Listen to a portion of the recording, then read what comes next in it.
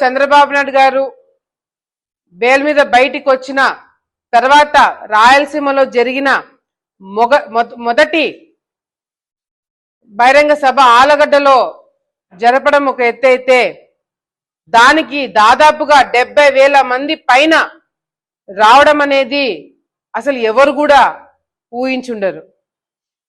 ఆలగడ్డలో మాత్రము ప్రతి ఒక్క నాయకుడికి, ప్రతి ఒక్క కార్యకర్తకి, ప్రతి ఒక్క మండల లీడర్లకి, చిన్న స్థాయి కార్యకర్త దగ్గర నుంచి మా వరకు పై వరకు మొత్తం అందరూ కూడా ఎంతో ప్రెస్టేజ్ గా తీసుకొని ఎలాగైనా సరే ఈ సభని విజయవంతం చేయడానికి మనమందరం కూడా కృషి చేయాలని ఒక పట్టుదలతో, ఒక కసితో ప్రతి ఒక్కరు కూడా పనిచేయడం జరిగింది. నిజంగంటే ఎవరు కూడా ఊహించలేదు. మహా అయితే ఒక 30,000 మంది, అది కూడా రావచ్చు అది ఇదని చాలా మంది కమెంట్స్ చేసినా కూడా వాళ్ళందరూ చెప్పిన మాటలకి ధీటుగా ఎక్కడొస్తారండి ఇంతమంది కార్యకర్తలు, ఇంతమంది కదిలి రావడం? ఏ పార్టీకి, ఏ నాయకుడి వల్ల సాధ్యమవుతుంది? కేవలం చంద్రబాబు నాయుడు గారి కోసము, ఆయన సభని విజయవంతం చేయడానికి కోసము పట్టుదలతో కార్యకర్తలు మేమందరం కూడా పనిచేయడం జరిగింది. మా వాళ్ళందరూ కూడా ముఖ్యంగా ఆలగడ్డలో చాలా మంది పట్టుదలగా చేశారు. ప్రతి ఒక్కరు ప్రతి ఒక్క గ్రామంతో మీటింగ్ పెట్టుకొని వాళ్ళకు 200 ఓట్లు ఉన్నా కూడా మీరు ఇంతమందిని తీసుకురావాలని చెప్పి టార్గెట్ ఇచ్చి వాళ్ళందరితో కూర్చొని మాట్లాడి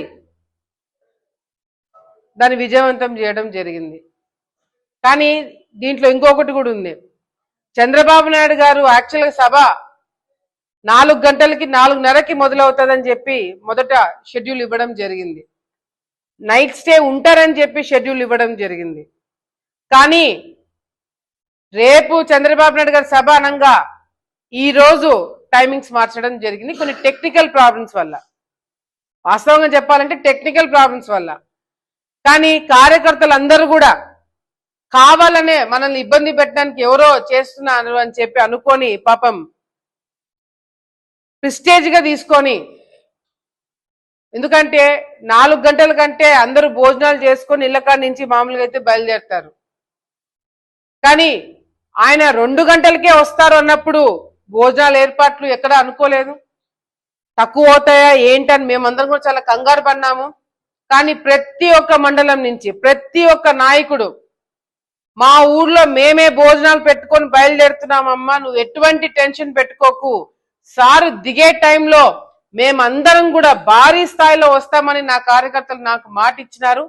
మాట మీద నిలబడి భారీగా రావడమే కాకుండా మళ్ళీ శోభా నాగిరెడ్డి గారిని, భూమా నాగిరెడ్డి గారిని గుర్తు తెచ్చేలాగా కార్యకర్తలందరూ పనిచేయడం అనేది నాకు తెలిసి ఇటువంటి అదృష్టము ఇంకొకటికి ఉంటుందో లేదో తెలియదు. కానీ నాకు మాత్రము ఆ అదృష్టాన్ని నా కుటుంబంకి దక్కింది అంటే అది కేవలము కార్యకర్తలు, నాయకులు పెట్టిన భిక్ష అని చెప్పి చాలా స్పష్టంగా అర్థమవుతుంది.